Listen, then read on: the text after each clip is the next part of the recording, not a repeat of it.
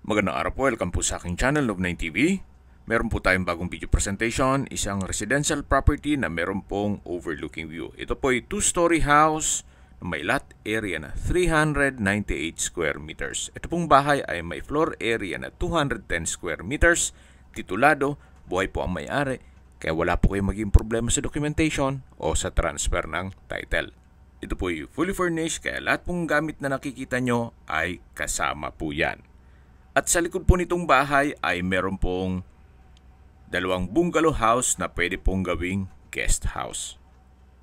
Then meron din po itong roof deck. Ito po yung tinutukoy ko na dalawang bungalow house sa likod niyan. Halos hindi naman po ito natirahan ni owner, gawa ng nasa ibang bansa po sila. Ito po yung first bedroom na pwede po para sa inyong PWD or senior citizen sa pamilya.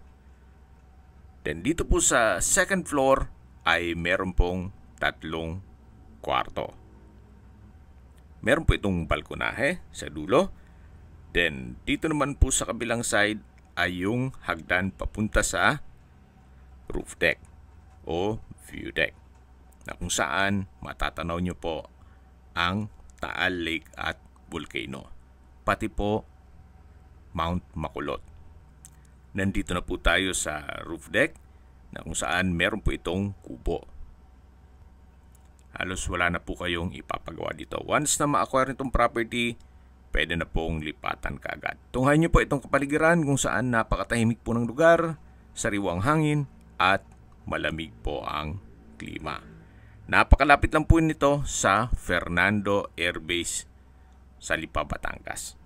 Binebenta po ito ni owner sa halagang 9.8 million pesos net. Ibig pong sabihin, si buyer na po ang sasagot sa lahat ng taxes at expenses with regard to documentation.